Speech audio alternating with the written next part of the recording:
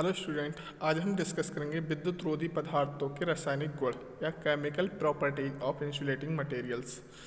विद्युत रोधी पदार्थों का प्रयोग भिन्न भिन्न कार्यों हेतु जैसे मशीनों की बाइंडिंग, सिरोपरी लाइनों, भूमिगत केबलों आदियों में व्यापक स्तर से किया जाता है।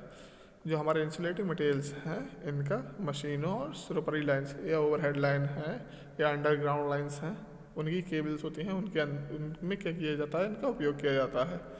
सिरोपरी लाइन खुले वातावरण में, जैसी हमारी ओवरहेड लाइंस होती हैं वो क्या होती हैं, ओपन इन्वायरमेंट में होती हैं।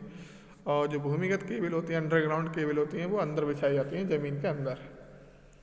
जमीन के अंदर विद्यमान मिट्टी, बालू आदि के उपस्थित अम्ल, लवण, क्षार, नमी, गैस विद्युत रोधी पदार्थों से अभिक्रिया करके उनके जीवन काल को कम कर देते हैं।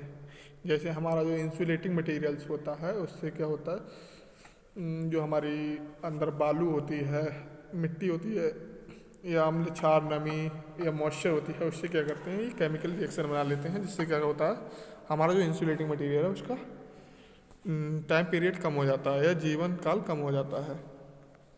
इस प्रकार विद्युत रोधी पदार्थों का चयन उनके रासायनिक गुणों के आधार पर निम्न रूप से किया जाता है। हमें कौन सी जगह कौन सा आइसोलेटिंग मटेरियल या इंसुलेटिंग मटेरियल कहाँ कौन सा यूज करना चाहिए। तो सबसे पहला हमारा क्या है, रासायनिक प्रतिरोध, केमिकल रेजिस्टेंस। विद्युत रोधी पदार्थों को रासायनिक प्रभावों से मुक्त रखने के लिए उच्च प्रतिरोधकता के पदार्थों का चुनाव करना चाहिए, और जिससे इस पदार्थ का जीवन काल क्या हो सके, उच्च हो सके। जैसे सैरामिक पदार्थ, जो सैरामिक पदार्थ होते हैं उनका यूज करना चाहिए, जो विद्युत रोधकों के रूप में सिरोपरी लाइनों में प्रयोग किए जाते हैं। नेक्स्ट हमारा क्या है, घुलनशीलता या सॉल्युबिलिटी। वे पदार्थ जो घुलने का गुण रखते हैं घुलनशील पदार्थ कहलाते हैं, तथा पदार्थों के इस गुण को क्या कहते हैं, हम घुलनशीलता कहते हैं। विद्युत रोधी पदार्थों की घुलनशीलता पानी में कम से कम और न्यूनतम होनी चाहिए, क्योंकि कुछ विशेष कार्यों के लिए विद्युत रोधी पदार्थों का प्रयोग करने के लिए आवश्यक है। नेक्स्ट हमारा क्या है, मौसम योग्यता। विद्युत रोधी पदार्थों पर वातावरण के प्रभाव से पदार्थ का क्षय होते रहते हैं। जैसे हमारा कोई भी इंसुलेटिंग मटेरियल्स है, अगर वो इन्वायरमेंट में खुला रख दिया जाए तो उसमें कोई ना कोई क्षय होता रहेगा या लॉसेस होते रहेंगे।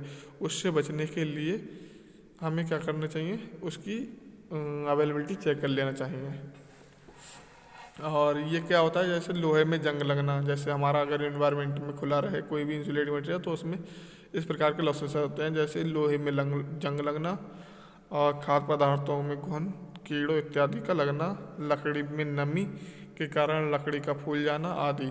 हमारे संसार में विभिन्न देशों की जलवायु क्या होती है, अलग अलग होती है, तथा इसी के आधार पर मौसम बदलता है, जिसके कारण तापमान परिवर्तित होता है।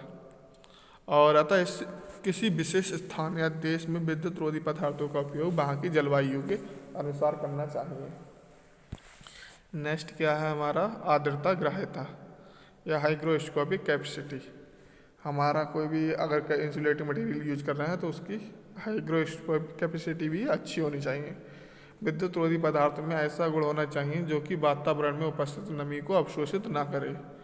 अगर वो अवशोषित करेगा तो क्या होगा, हमारा जो मटेरियल है उसकी स्ट्रेंथ कम हो जाएगी या सामर्थ्य कम हो जाएगी। लेकिन कभी कभी विद्युत रोधी पदार्थ निर्माण के समय वातावरण की नमी को अवशोषित कर लेते हैं, जिसकी वजह से क्या होता है, विद्युत रोधी पदार्थ की सतह प्रभावित हो जाती है और इसकी विद्युत रोधी सामर्थ्य क्या हो जाती है, कम हो जाती है।